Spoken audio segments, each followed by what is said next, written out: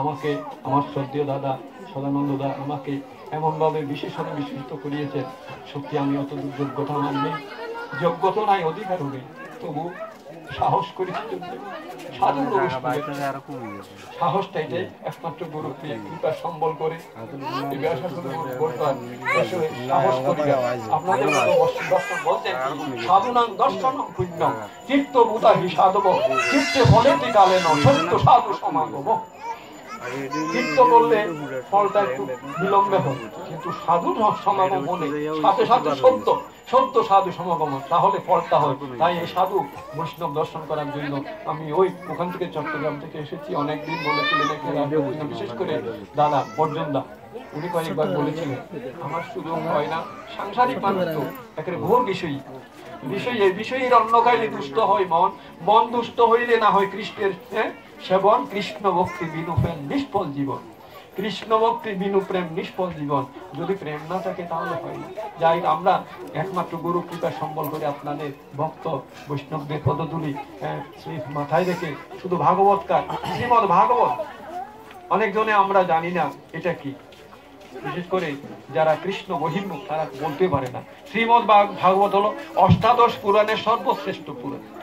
18টা পুরাণ আছে, তন্মধ্যে যেমন মার্কণ্ডেয় পুরাণ, মৎস্য পুরাণ, বরাহ পুরাণ, ব্রহ্মবৈদ্য পুরাণ, এই যে পদ্ম পুরাণ, মৎস্য পুরাণ, এগুলো যা আছে হরিবংশ পুরাণ, তার মধ্যে সর্বশ্রেষ্ঠ পুরাণ শ্রীমদ ভাগবত। এইটা আমরা জানি না। শ্রীমদ ভাগবত এবং শ্রীকৃষ্ণের মধ্যে কোনো তফাৎ নেই, অভিন্ন শ্রীকৃষ্ণ বিগ্রহ শ্রীমদ ভাগবত। এই ভাগবতটা অনেকজনে জানে না। কোনো জায়গায় জিজ্ঞেস করলে কোথায় যাচ্ছেন, একটু ভাগবত পাঠে, ভাগবত জানে না, তাই কি করে বলে গীতা পাঠে যাচ্ছে। তখন কি বলতে হয়, তখন মাথা নেড়ে হ্যাঁ গীতা পাঠে যাচ্ছি। কিন্তু ভাগবত যে অষ্টাদশ পুরাণের সর্বশ্রেষ্ঠ পুরাণ, ভগবান শ্রীকৃষ্ণ এবং ভাগবতের মধ্যে কোনো তফাৎ নেই। ভাগবত যদি যখন আনা হয় তখন দাঁড়িয়ে সম্ভাষণ করতে হয়, এই শ্রীমদ ভাগবত। তাই ভাগবত যে শ্রীকৃষ্ণকে কেন এই যে চন্দন তুলসী পুষ্প দিয়ে আমরা পুজো করলাম, কি জন্য করলাম? শ্রীকৃষ্ণকেই করলাম, সেই জন্য বলছি। তাই ভাগবত, তাই ভাগবতে ভাগ করা হয়েছে। ভগবান শ্রীকৃষ্ণ কথা অনেক কিছু লিখেছিলেন কে? ব্যাসদেব। কৃষ্ণোদ্যোপায়ন অনেক কিছু লেখার পরে 4টা বেদ ভাগ করেছেন, বেদকে ভাগ, মহাভারত লিখেছেন, পুরাণ লিখে অনেক কিছু লিখলেন, লেখার পরে সংহিতা লিখলেন। এরপরে মনে শান্তি নেই, যখন শান্তি নেই তখন কি করবেন? করে মলিন হৃদয়ে বসে আছেন সরস্বতী নদীর তীরে। এই শ্রীমদ ভাগবত করতে আসছে এবং ভগবানের এটা আসছে প্রথমে দিয়েছেন ভগবান শ্রীকৃষ্ণ। কাকে দিলেন? সৃষ্টিকর্তা ব্রহ্মা দিয়ে দিলেন।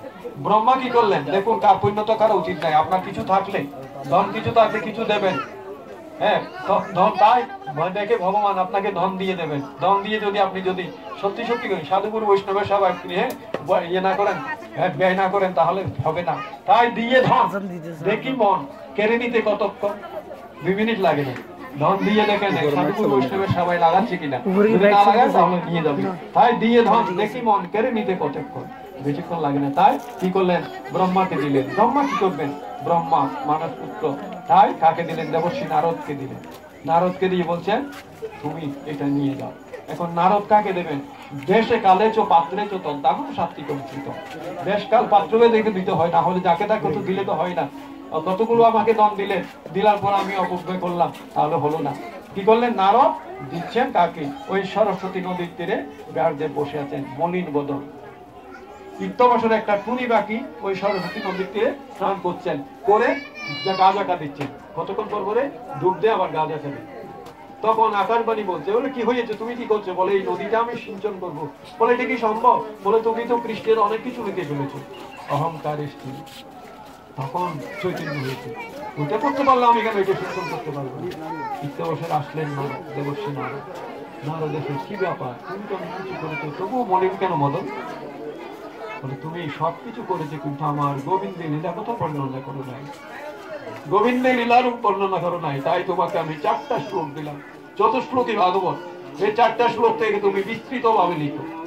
এই 4টা শ্লোক থেকে ভাগবতের শ্রীমদ ভাগবত 18,000 শ্লোক, প্রথম স্কন্ধ থেকে 12 স্কন্ধ পর্যন্ত আছে।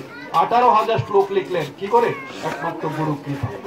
তাই গুরু কৃপা বিলেখে বা নিস্তার হয়, যেই জন আশ্রয় লইয়া ভজে তারে কৃষ্ণ নাতে জয়। গুরু কৃপা বিলেখে বা নিস্তার হয়, গুরু কৃপায় যেই জন তাই ভক্তি বিজদন হৃদয়ে করেছে দারণ শ্রদ্ধা মিশাইয়ে তাই